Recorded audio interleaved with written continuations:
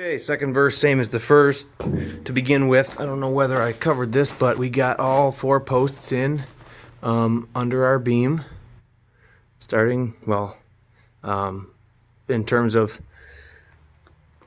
going like this, starting with this, although we didn't start with this post, we got one at the end in the corner, we got 1, 2 in the middle, and we've got obviously one at the other end. Now this is doing the same job that the wall sitting on a concrete foundation was. There was a nice big plate here before, and weight stacked up on these studs all the way to the eaves, because this is a balloon frame, and then the joists were hung in here on the strength of the hardware, which is to say the nails, through the side of the joist, the floor joist, into the stud. So everything loaded upstairs onto, to start with, the weight of the subfloor, onto this joist and this joist, and just this joist was hanging on the strength of the nails, holding them to the stud and to the small 1-inch board that was notched in. It was notched into the stud so that it was flush, but it was only 1 inch wide, maybe 5 inches tall. It's like a ledger board that went all the way along, which is mostly, it certainly does, if you have a nail failure, stop the joist from falling. But really, it was probably, the notch was made on all the studs as a stack before they went up, and then they were all strapped together with that ledger, which kind of placed them all and constructed the wall. Then that ledger let you throw the heavy joist, because this is a full span. So here's the ledger here that we're discussing, because we haven't done this side of the wall yet. But this little thin ledger board, he gave you a place to perch the stud, or excuse me, the floor joist, while you nailed it in. And you could be sure that you weren't faltering and dipping or raising it, didn't have to hold it to a line when you nailed it in. They would all go up and get rolled and installed off of that ledger board and nailed in. And then it all becomes homogeneous. The ledger board stays whatever. That's not what we're doing anymore. We've caught the ends of all the joists with a carrying beam, and we've periodically supported that beam all the way down a post into the ground onto a footing below the frost depth, so that no frost will heave that footing, move it, migrate it at all. It's in this zone, we're 48 inches deep to that footing.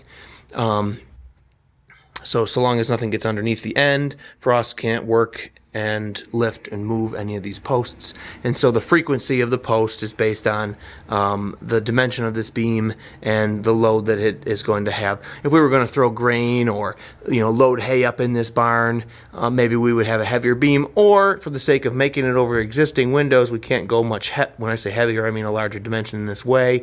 Maybe you'd put 5 posts in here. You'd have 1, 2, 3, 4, 5, maybe, I guess it would be whatever. You'd divide the frequency up more often so that you were asking less of the beam because it was doing a shorter span. So we've dialed these things that my clients, you can always add posts in this barn, but this will do us, it'll hold the barn itself up, it'll let you put a few items upstairs, and for light duty, it will be excellent. And I chose 4x6 because the nominal 4-dimension flies in behind the stud. So someday, if anybody wanted to insulate and finish the wall in here with more matched lumber that would be in keeping with the period that the barn is from, you'd cover all this new stuff right up, and for all intents and purposes, it would be a really cute, perfect plumb level square vintage barn, and you wouldn't know, that it had been rescued in this way or what have you. So we're going to do the same thing over here.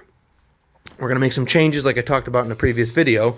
We're going to make one load-bearing lifting beam, temporary, and on this side we made a 16-foot piece in the middle, and we added 8-foot pieces on either end.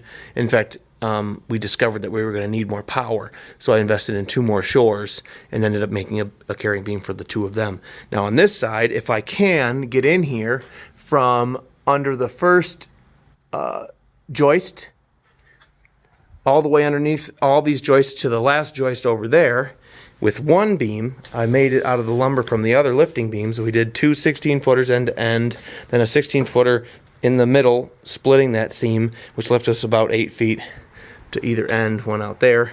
The issue is we have this overhead door, and I want to be in this area here. So what I've done, because we have the man door here, I've sent this mostly all the way out now that it's been constructed.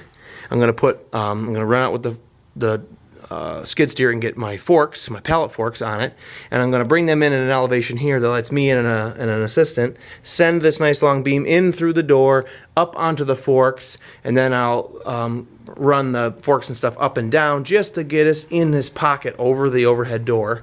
Now the springs and stuff that used to help assist the door, I ran the door all the way up so there was no tension on these springs, and I unbolted them briefly from the bracket up there. So that stuff that was normally in the way here is gone, and I've got the door strapped up with a strap, held there so that I can come and go with the skid steer, and it won't need to be let down until I need to get under that beam with a lifting shore. So we'll send everything in up onto the forks, run those up to get into this area here, and then we'll have to probably take that end up as high as we can in the doorway to get in and underneath everybody, and then I will throw a little stick across two studs up there to create a perch for one end, and I'll keep somebody on that end too for safety's sake, and we'll do the same sort of thing down here until we have it basically where we want it. And we're doing it with 2 layers because that creates most of what we need up there, but we really want to end up with 3 layers, but for the sake of weight, we'll leave that 3rd layer off for the time being. We'll get it all up in place, and then we're going to stand up 1, 2, 3, 4 shores underneath it the whole way and pin the head of them.